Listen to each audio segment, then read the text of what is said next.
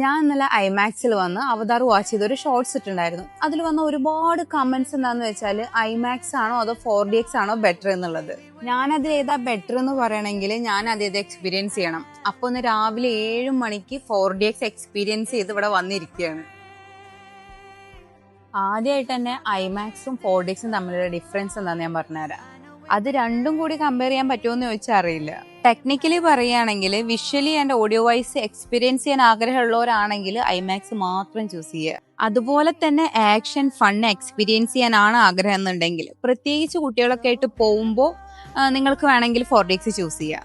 അതുപോലെ തന്നെ പറയാനുള്ളത് ഐമാക്സിലെ സ്ക്രീനാണ്. നല്ല വൈഡാണ്, അതുപോലെ തന്നെ കേർവ്ഡ് ആണ്. നമുക്ക് ഫിലിമിൽ ഒന്നുകൂടെ ഡിസോൾവ് ആവാൻ പറ്റും. ഐമാക്സിനെ വെച്ച് കമ്പയർ ചെയ്യുമ്പോൾ 4DXിലെ സ്ക്രീൻ നല്ലോണം ചെറുതാണ്. ഒരു ഫിസിക്കൽ എക്സ്പീരിയൻസിന് മാത്രം പറ്റിയ ഒരു സംഭവമാണ്. ഇതാണ് ഐമാക്സും 4DXും തമ്മിലുള്ള വ്യത്യാസം എനിക്ക് മനസ്സിലായത്. ഇതിലും കൂടുതൽ അറിയുന്നവരുണ്ടെങ്കിൽ കമന്റിൽ പറയും. എന്നോട് ആരെങ്കിലും ഒരു സജഷൻ ചോദിക്കുകയാണെങ്കിൽ ഞാൻ ഐമാക്സ് ആയിരിക്കും ചൂസ് ചെയ്യുക. കാരണം എനിക്ക് ഒന്നുകൂടി താല്പര്യം visually and audio wise experience ചെയ്യാനാണ്. അതവിടെ ഇരിക്കട്ടെ, ആ ഡൗട്ട് ക്ലിയർ ആയല്ലോ. ഞാനിങ്ങനെ ആലോചിക്കുന്നത്, ഇത്രയും വിഷ്വലി എക്സ്പീരിയൻസ് ചെയ്യാൻ പറ്റിയ ഒരു മൂവി ഉണ്ടാക്കി വെച്ചിട്ട് ആരാണ് ഇതിനെക്കുറിച്ച് നെഗറ്റീവ് റിവ്യൂസ് പറയുന്നത്? കൂടുതലും കേട്ട നെഗറ്റീവ് റിവ്യൂ സെക്കൻഡ് പാർട്ട് കണ്ടിട്ടുള്ള ഒരു തേർഡ് പാർട്ട് കാണാൻ വരണ്ട എന്നുള്ളതാണ്. ഞാൻ പേഴ്സണലി പറയുകയാണെങ്കിൽ അങ്ങനെ വെച്ചാൽ അവര് സെക്കൻഡ് പാർട്ട് കണ്ടിട്ടുണ്ടാവില്ല. അതുപോലെ തന്നെ പറയാനുള്ളത്, മൂന്നാമത്തെ പാർട്ടിൽ പുതിയൊരു ക്യാരക്ടർ ഇൻട്രൊഡ്യൂസ് ചെയ്ത് വെച്ചിട്ടുണ്ട്. ഞാൻ അതിനെ കുറിച്ച് കൂടുതലൊന്നും പറയുന്നില്ല, നിങ്ങൾ പോയി കണ്ടോ.